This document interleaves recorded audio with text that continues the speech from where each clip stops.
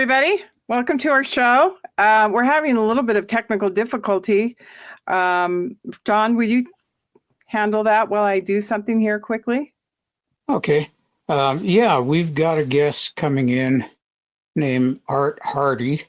Art's been on the show before, and we got a lot of good feedback on him coming on. We're going to be talking about the Navajo view of the universe and pretty much everything. As you know, the meaning to life of the universe and everything, according to Douglas Adams, is the number 42. So we're going to try to expound on that a little bit more. Stan can't be with us. He received an injury recently, and he's having to convalesce a little bit. He's got some hearing issues going on right now, so we're going to miss him. Not sure if there's anything else that I can bring up at this time.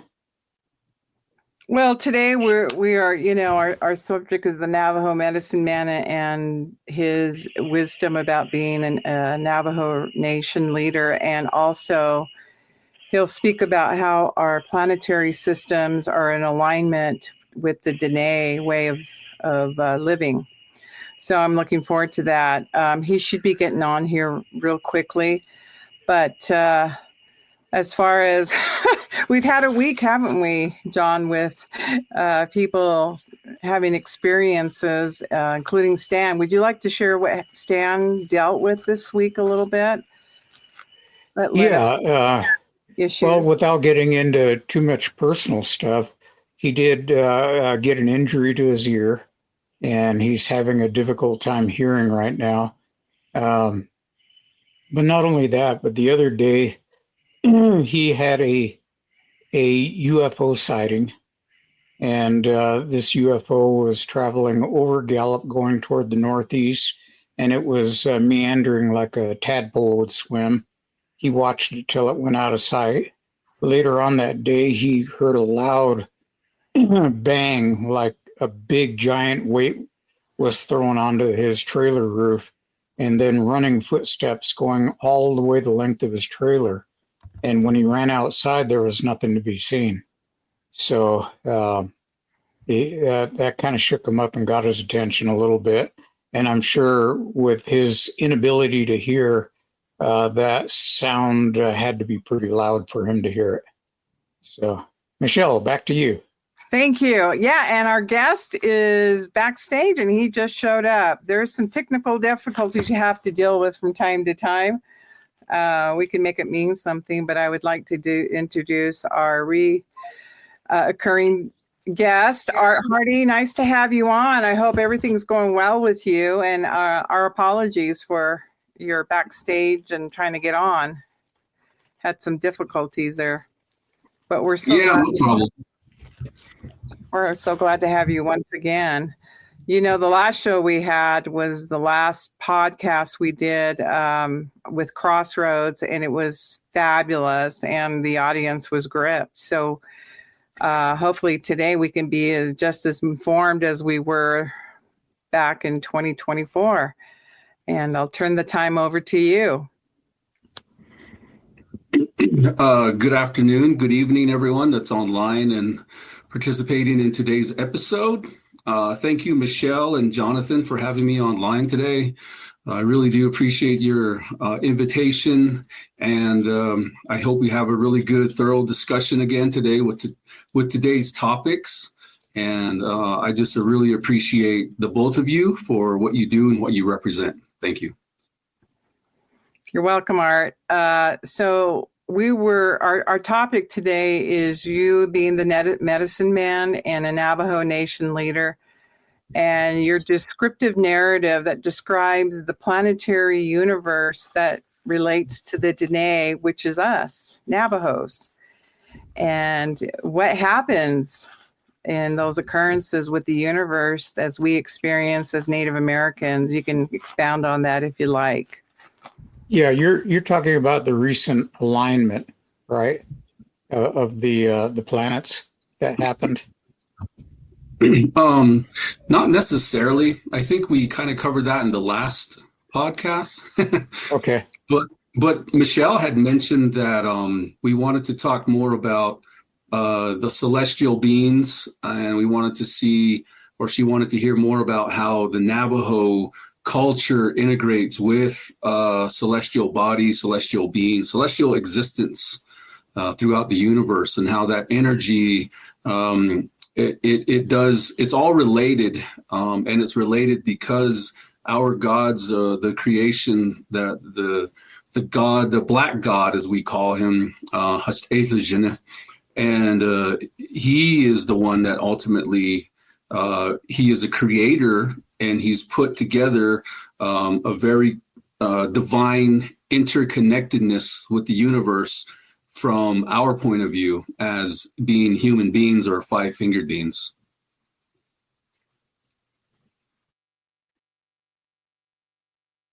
Okay. Did you want me to keep going? Yeah. Well, I was just thinking there's so much there in what you said that it just I'm still unpacking it, as you would say. Um, but the Navajos have had a long history of contact with divine beings in their own oral history, and that these sky people have come to them, the holy ones, to impart knowledge on how to live and how to act and how to have moral values, and that's what they were taught. So go ahead, Art. Well, that is correct. In our creation, we go back to the story of the coyote, which is the trickster. And we've heard, at this point, I want to say that there's quite a few stories related to the trickster. I'm pretty sure it's gone globally at this point as to Navajo culture, being that we have used this internet platform, and there are numerous videos on YouTube and social media that talk about the trickster, but they also relate to the creation god, which is or the black god, as we call him. He's also called the god of fire. And so one of the main stories for the nighttime is related to the stars. The coyote himself, being a trickster, had come upon two different gods as they were putting things together. And this is when the creation of the universe was happening. And so you have the talking god, which we call in Navajo, and he had a deerskin cloth so big, and he collected from all the other gods different colored stones, and those different colored stones were placed on this deerskin. And at that point, that's when the talking god would take those colored stones and he would place them. He was placing them intricately into the night sky, as the night sky was black and void. And so it has to do with a lot of communication with the other gods, in that the current situation at the time was creating a path for our Navajo people to follow. And as you know, John, being Navajo yourself, that's related to Hajonje, the blessing way or the good way of life. And at the time, the deities had it in their mind to create a pathway and to show drawings throughout the night sky as to how to achieve this thing called Hajonje, or the blessing way of life. And at the time that this was happening, the coyote came upon these two gods, and he wanted to place a stone. He says, please, please, please let me place a stone. They gave him a red stone, and he took that and he threw it up there into the sky. And that is what we know today as Jupiter, because it moves around through the night sky. And that was part of Coyote's trickster, was having that ability to play around with the things that he was getting involved in. So that's part of that story. The other thing was he got impatient, and during his impatience, he grabbed the deerskin and flipped up all of those crystals, and they flew into the night sky. And as they landed randomly. And so at that point, the talking god, as well as the black god, had only gotten so far in their design of the night sky in creation to the Hajonja, or the blessing way. And at this point, there's only so many constellations that the Navajo people reference throughout the night sky. One of the biggest ones is going to be the Little Dipper and the Big Dipper. In the Navajo language, we call that Noho Konspakant and then Noho Konspa'ad, in reference to a male and a female.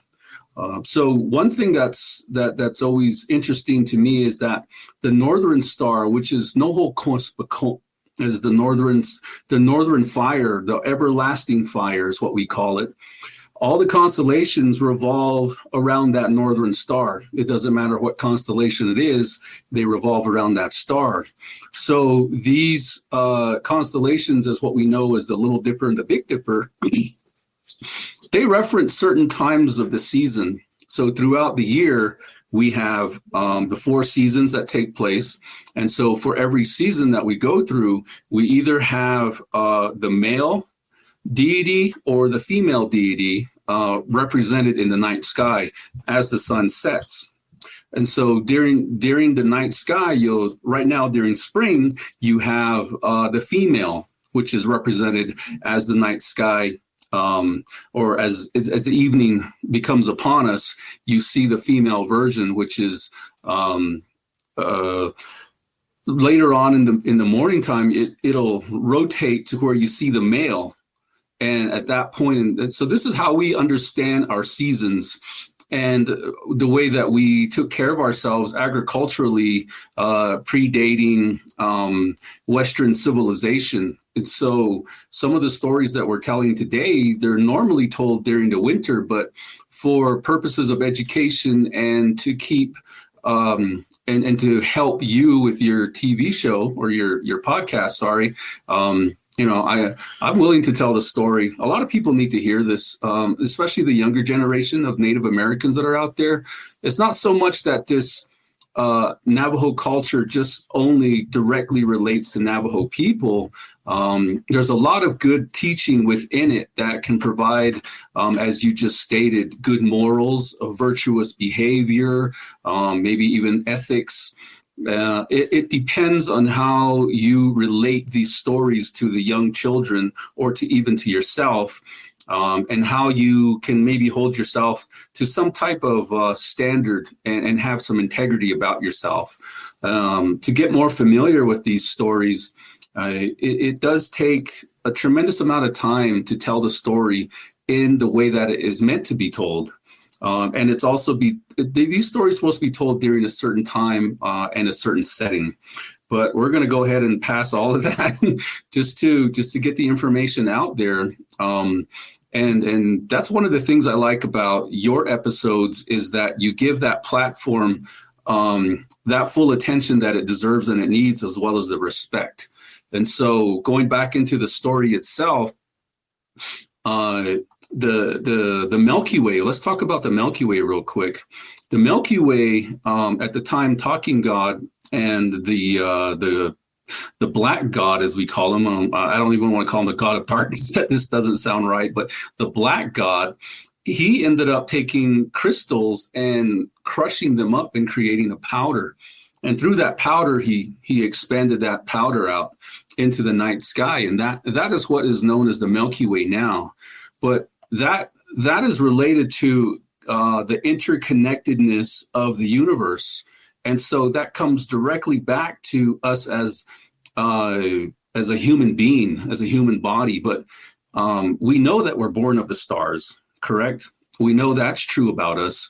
We know that we do have a piece of every inch of the universe within ourselves.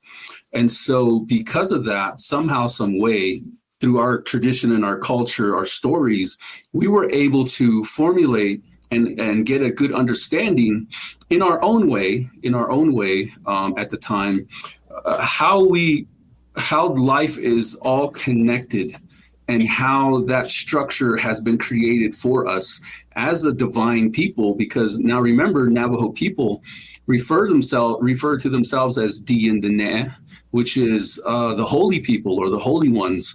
And we are stewards of this earth or stewards of this land. We go through our daily activity, but it's always in reference to Hajonje or the blessing way. Even when we rise towards the dawn in the morning, the Hogan is a really good example of that, because the Hogan is one of our traditional homes. And the Hogan, the doorway itself, it always faces the east as the sun rises.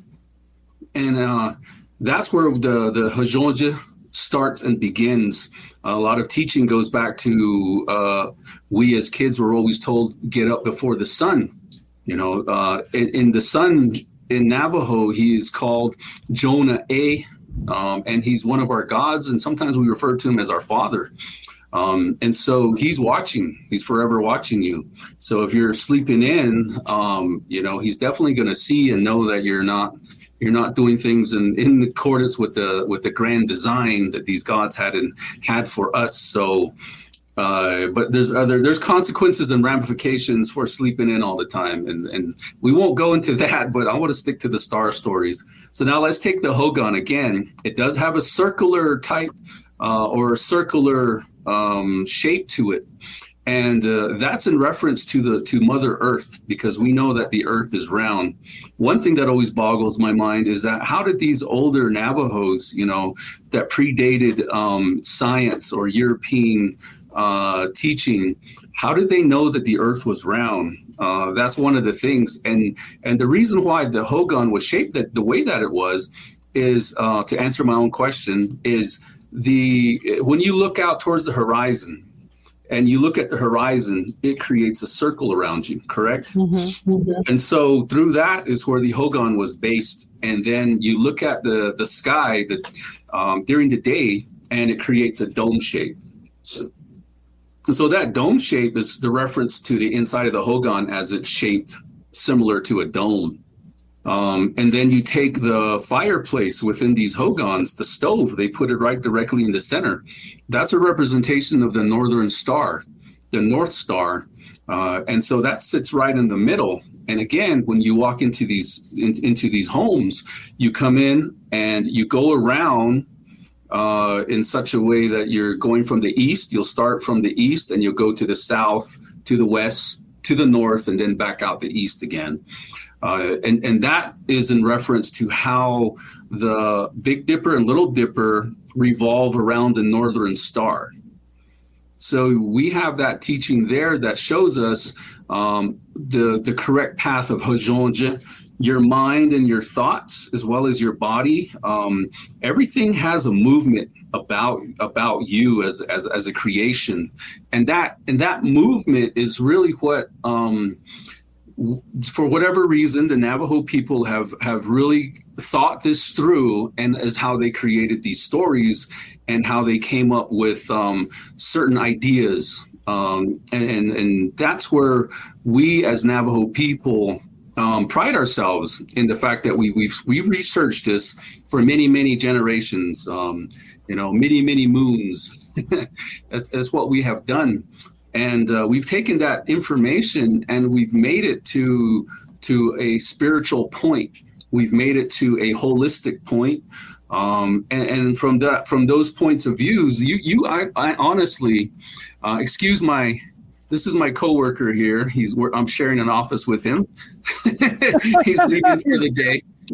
I love it.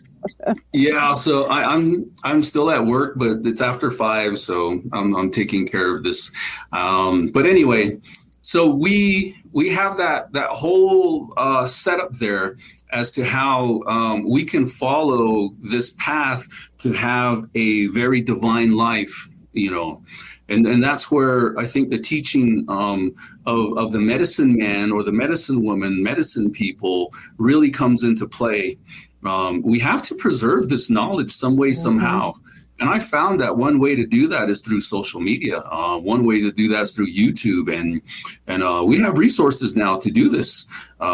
It's been written. There's been movies done on this. There's all kinds of information out there. There's loads and loads of books at this point.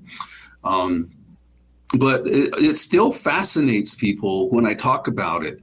It's very different when you're reading a page in a two-dimensional form versus someone coming at you and having a three-dimensional voice or having that ability to ask a question and then getting an answer right away. That's where I find that being a medicine man it makes me feel good that I have that ability to communicate with my own people and for my people. But those are very simple stories that we share. There's other stories that go more in depth and in detail into our Navajo culture. And specifically what I'm referencing is the ceremonies that we have. There are certain ceremonies that we utilize the stars for. The crystal itself, the quartz crystal to be exact, is one of the holiest items that the Navajo people possess to this day. And we know that these crystals vibrate at a high rate, and their frequency is consistent.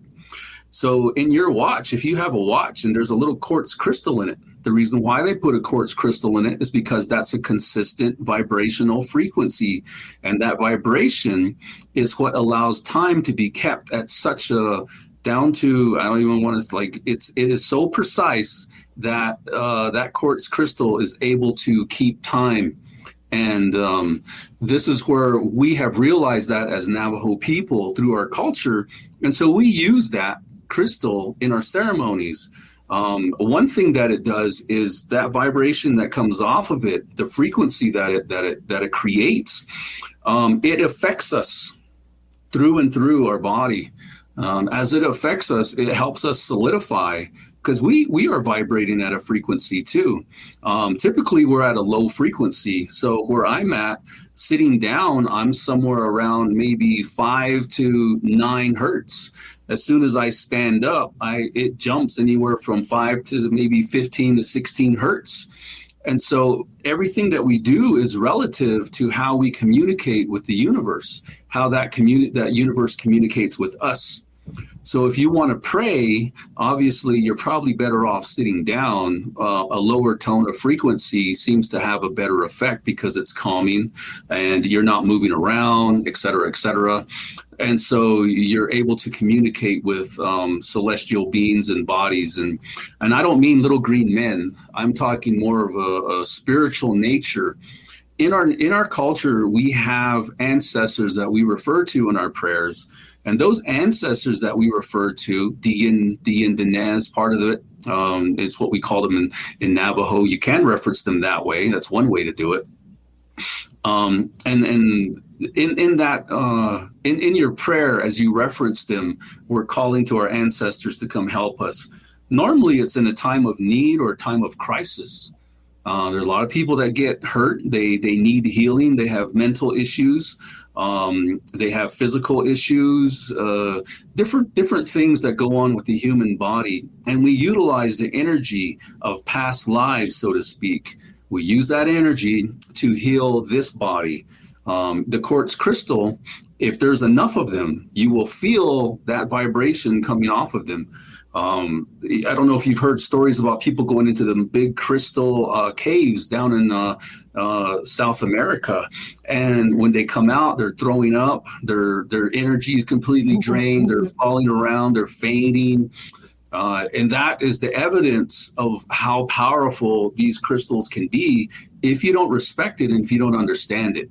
And so communication from where we're at, it takes a lot of practice, but it also takes the correct words to utilize this connection and how we communicate with the stars themselves. So the yin and the yin the ne. So is the Navajo word for star. The yin is a star god. The yin the ne is the star god people is the English translation. And so these are the deities and the beings that we call upon, and they come down in a very focused type of energy. And you can call them a beam of light if that's what makes sense to you. But it's just a beam of energy, and it gets very focused through these ceremonies. And that beam of energy is what helps these individuals get back to a good mental state, a good physical state, and it's in a relationship with how that person, what I would call the person that's having problems or having trouble, they have to be focused as well. If they're not focused on what they're asking for or what they're trying to conduct upon themselves, I believe, in my experience, it hasn't worked very well for those folks. And so we get back to manifestation and how your mind, the power of your mind and your thought plays a key role in the way that you can heal yourself. And we know this to be true. We know that our words have power. We know that it comes, that we can change the shape of particles with just mere reflection of our voice. And if we talk about love, we see generations of different types of like cymatic designs and other things, and going negative and talking negative, or even cussing and doing things like that. You start to see a negative effect. And prayer is no different, because prayer actually is a manifestation of its own. Now, to me, if you haven't put this together, when you speak and you're praying, what you're doing is, as I said before in one of the other podcasts, is you're hearing yourself speak. And so that power resonates back into yourself. And really what you're doing is you're manifesting the healing power of you, because you are godlike. You are part of the gods because you're part of the stars. You're part of the organization known as the universe. And then that celestial body exists within all of us. It just depends on how we use it and how focused we are when we use this. So it doesn't really matter, I don't think, if you're a Native American, maybe a practicing medicine man. As long as you have that faith about your prayer, it can work for you. And so you don't need to have years and years of training to do specific things, or have that type of understanding or teaching. It's really up to you as an individual. And I think that really shows in freedom of will. Freedom of will is something that even in Christianity they talk about. You have the ability to create a hell for yourself or a heaven for yourself. In the Navajo culture, we pretty much think the same way on those same lines, although we take it more spiritually. And we look for balance, and the balance comes from your masculine side as well as your feminine side. And every human being has that within them. And I'm talking about like the Y chromosomes and the X chromosomes, and how you create either a male or a female. It's the same relationship, and that's what makes everything so significant, and it interconnects everything so well. How did the Navajo people know this long before Western culture had come to us to say this in a scientific way with scientific definitions? We've had stories all along that told these things to us, and we relay this information orally by word of mouth. You can't go out and get a doctorate degree in what I'm talking about. That doesn't exist. But what does exist is based upon true experience and divine, I'll say divine knowledge. And it takes generation upon generation. We've had, probably literally maybe thousands of generations come through this land that we now reside upon. And that's generational knowledge. Every generation gets that knowledge. And it may change. It may change with new information, right? But in the long run, I was going to say that one of the things that I've always understood, and kind of bring the point out, is that words have power. And no matter what kind of words you're using, they all have power. So that's why they say words they say it's spelling. It's casting a spell. And that's why they call it that. So inadvertently, you can make spells with just words spoken aloud, whether it's good or bad. If you're cussing out somebody because you don't like them, you can create some bad stuff. And likewise, if you're praying, if you have that intent of wanting to do something, you could actually create things, opportunities for yourself to earn money, to be recognized, and things like that. So it does go both ways. One of the other things that I wanted to mention, in my career early on, I had the opportunity to talk with a lot of elderly Navajos out in the field as I was working. And they would tell me that all the stars have Navajo names. And they knew them intimately. They would say, oh, yeah, that's that constellation. And they had Navajo words for all of them. And they would reference constellations that we couldn't see until we got telescopes in our modern science era. But they knew where these constellations were. And we didn't find out till much later, oh, there's a constellation there, but the Navajos already had a name for it, and they couldn't even see it. So that to me is kind of one of those little outstanding things that really stood out in my mind, that I kind of think that as a people, we're losing knowledge, and we're constantly losing that knowledge, but we think we're pretty sharp because, we have digital watches today. And so we say, oh, we're at the pinnacle of civilization, whereas I think that we've lost a lot more than we've gained. Jonathan, you bring up a good point, because when I was growing up, I'm of two other tribes. I'm Pawnee and Ojibwe. And what's really interesting, my great-grandfather was a warrior with the Pawnee tribe, and also a chief. And he would gather, I remember this as a 5-year-old, gather us around the drum. And he would pound that drum, and then he would share a story. Pound that drum and share another story of being a scout and being out and, riding horses, and all of his stories. And Art, you said something very significant. You said we have all the books and we have all these videos and narratives out there, but what we're forgetting is to gather as people and sharing these stories. And I think we're doing that today with this media called a podcast, and it's being recorded, and the gathering, and we don't have our native tools in front of us, our drums, our flutes, whatever, each tribe uses to communicate these stories. And we are an oral, these stories have been passed down orally, and we have to be so specific in telling those details.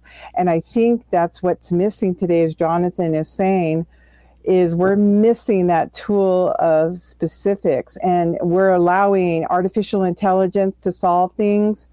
And, we're relying on that, where the human mind needs to feel like you said, the megahertz, the frequency of those healing power. AI can't heal us. It can tell us how to get there, but it can't heal us. And it's the vibration that each of us carry. Someone today, I went to a funeral, said to me, did you feel the light of that prayer, or feel the light of that message that you heard, at the funeral? And I said, yeah. And then they go, and it was just kind of an off comment, but they said, I hope they never can see my darkness. And I thought, that's an interesting thing, if that's the way you look at yourself.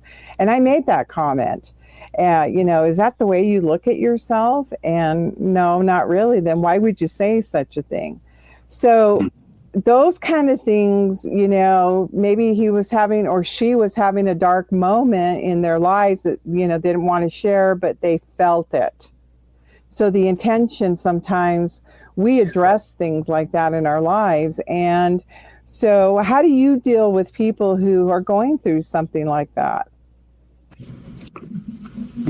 It depends on where they're coming from.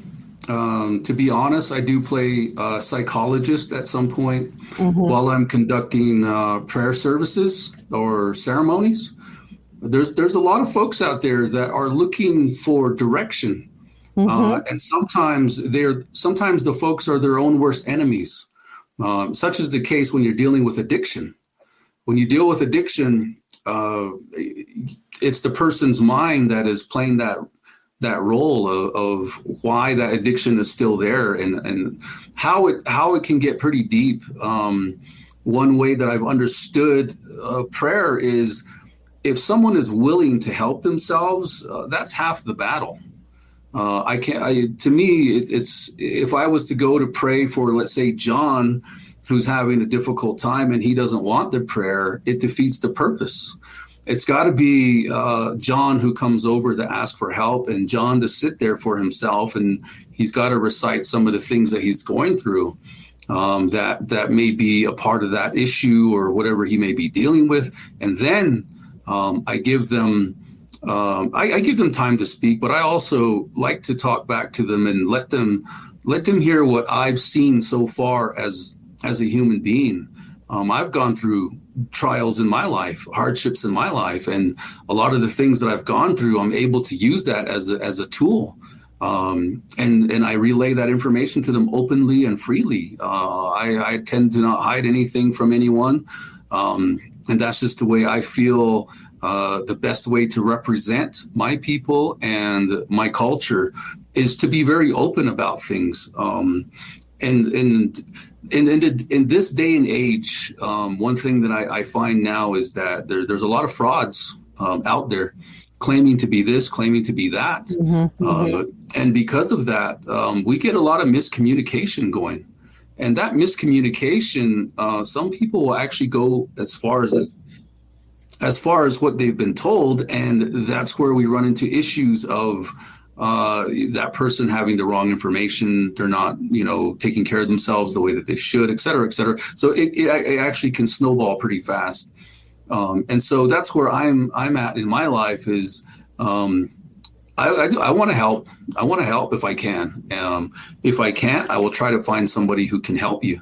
That is the purpose of being a medicine man. It's not only to help a person find that healing or that connection within themselves, but it's also to give them direction and to show them leadership, that your life can be better. You can be better. Your mind can be better. And almost everybody to this day right now is dealing with anxiety.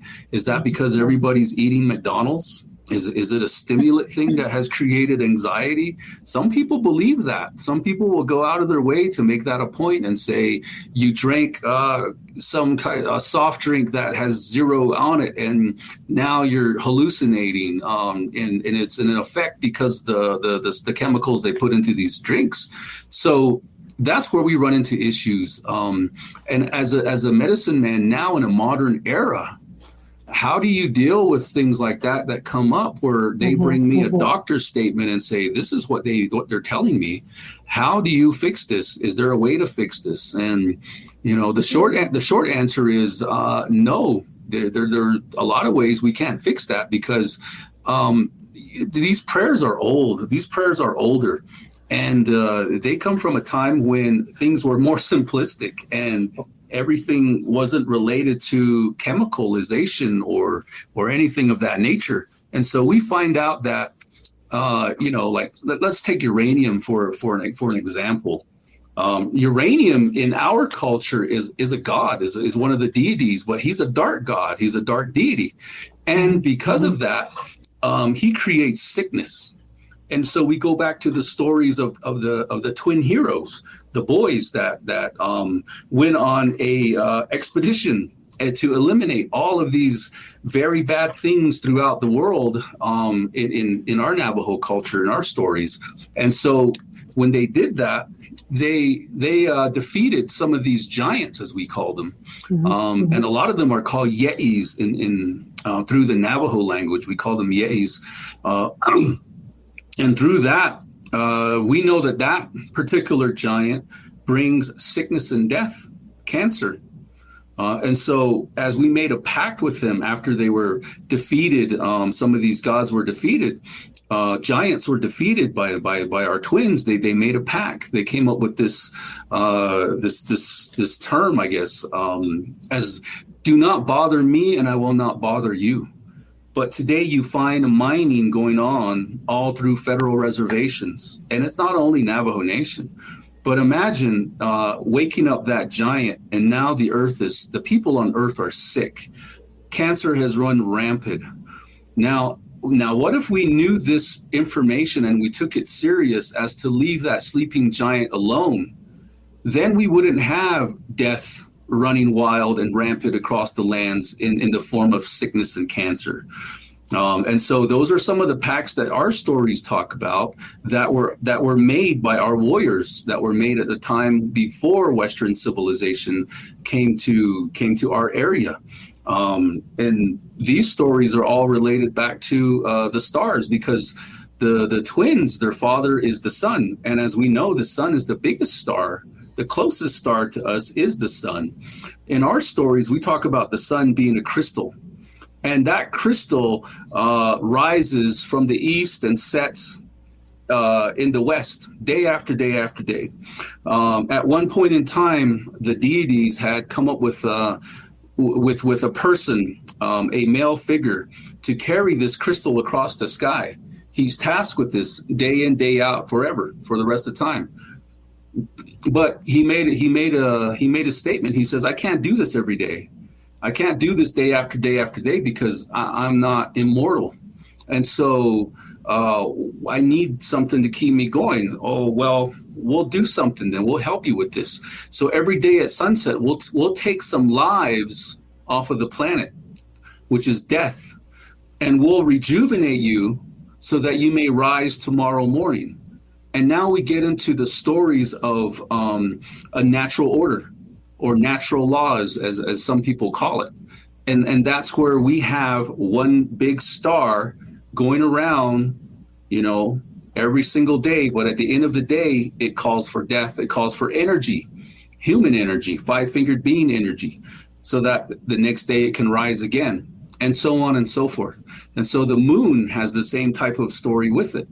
And these are some of the stories that we have to tell people as to why things are the way they are. Tell our own children, because kids, they do have a lot of questions. And they didn't have scientific answers at the time. And so they're telling them stories that make sense to them. So now they understand why the sun rises and why it sets and why it happens day after day, how it happens day after day. And they get a good sense of there's a balance in life. There's a balance to everything. That's the role that these celestial stories, celestial bodies, the universe play in our daily life here on this planet, on Earth itself. Art. Go ahead. One of the things that I was asked the other day, I'm a federal firearms instructor and have been an adjunct instructor at Gunsight Academy.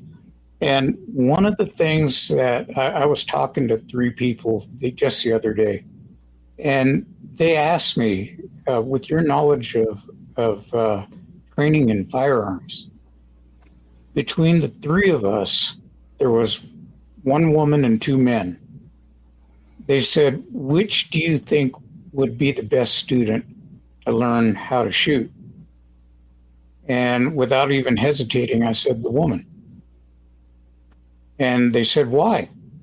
And, they were all joking amongst themselves. And I says, "Because a woman doesn't have a preconceived idea of how good a shot she is.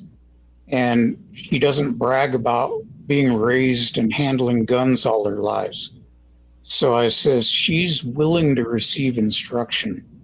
And as such, the psychology of that is that she will be a better student and function better.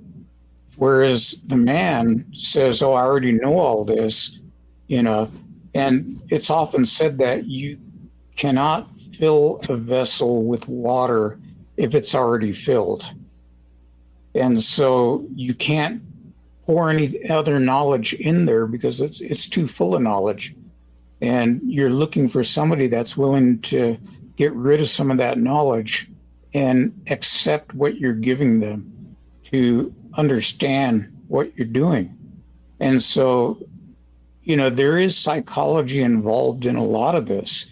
And you have to be aware of human understanding and how that relates to all of this in teaching and instructing. So that's what occurred to me when you were talking about psychology. John and Art, it's really interesting. Art had said that the younger generation is missing this. And what I've noticed, those animes, those Japanese animes that are making popular movies right now, and they're going to the big theaters, they're full of mystical knowledge, and the youth are connecting to that today because they want to know.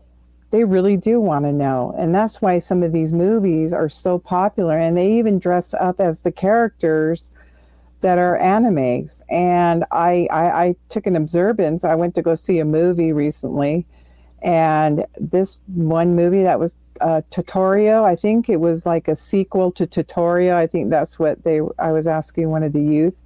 I said, why are you so intrigued by that? Because of the mysticism and the stories of this character. It just takes you to another world. And I think we are missing that. And this is why we're doing this show, so we can have those teachings from your mouth as being a medicine man, from Jonathan, who's been a ranger out working in the Navajo Nation. And I think we, again, are not telling the stories to our youth and to our family members. So that's why.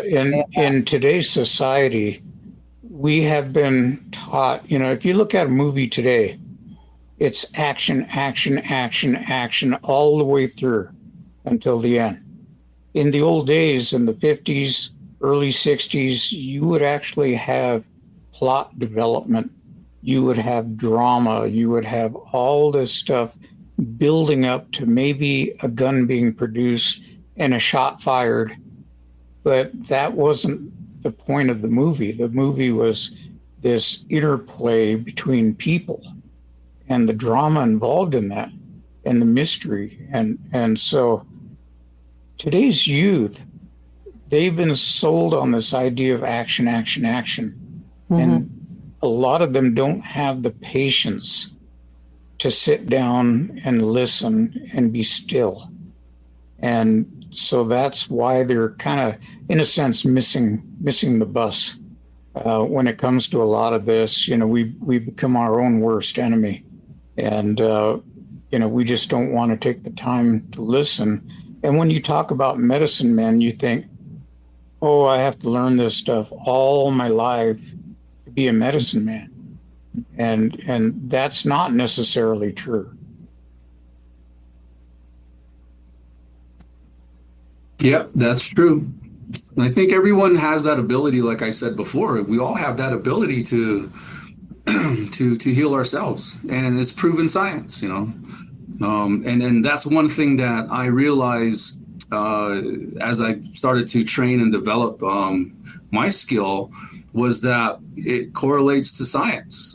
Science can back up what I'm talking about and what our Navajo people have been talking about for centuries.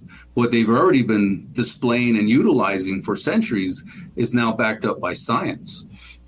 Now, we don't have people out here studying our theories or trying to maybe debunk some of the things that we've started within our creation stories or other things, because I think that in every society there's always going to be a natural way of explaining things to everyone, and the only reason why Western society is accepted through science, is because maybe they wrote the books first, right? Mm-hmm. What if Native Americans wrote the books first? What if we were the ones to create our country long before the Western or the Europeans showed up? What kind of country would we live in now? Would the stories we're telling now be actually more accepted than maybe some other scientific point of view that comes from another country? Who knows? Who knows? These are all theoretical things that I'm speaking of, but it also shows the relevance in that it depends on what part of history we played our role in and how that role was played, whether it was a government that saw the need to eradicate people, or whether it's the Native Americans who fought tooth and nail to keep whatever culture they have left, whatever teachings and stories. So it still amazes me that some of the stories we have today are still in existence. And that is because there are people out there who have really taken this stuff serious, really taken our stories and our culture serious, and have hid those things away inside their minds, inside their hearts, and have carried it through all of these centuries from family member to family member. And now you have these stories still being told to this day. Maybe the variation is different. Maybe the variation is different, or the way that it's told is different from person to person, but it still has the same message that's coming out of it. We have stories of of morals. We have stories of ethics. We have stories of integrity, etc. We have all these stories that help develop and nurture a human being from a very young age to even an adult age.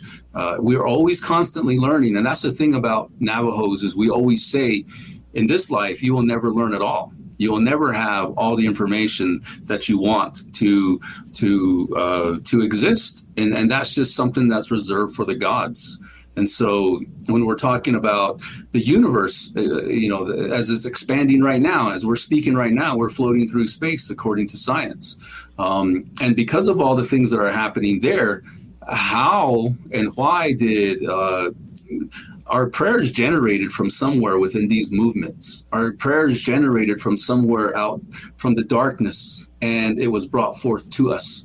And as stewards of the land, we're the ones who are meant to be to take care of this land and the earth the way that it was meant to be. Those are the stories that we have. I'm sure someone out there would disagree with me on that, but this is how internally within our own Navajo culture we tell these stories to ourselves, to our children, and so on and so forth. Well, Art, we have come on the 2-minute line, and so we want to thank you for being here. It's too bad that we can't have you on longer, but this is a show that has to go on. But we'd love to. Again, we've just barely scratched the surface. Correct. Exactly. And there's a lot of information that's still there. So just as an advertisement in behalf of Stan, who was not able to get on, he's going to be doing a book signing at McMinimans and be a guest speaker at the UFO Fest up in Oregon coming up. And let me show the other one on those dates. May, as you can see in the May time, 2025 at the McMinimans Hotel Oregon UFO Fest. So take a look, and if you want to see Stan, go see him in Oregon. But again, thank you. It's been a wonderful show. Have a good day, everybody.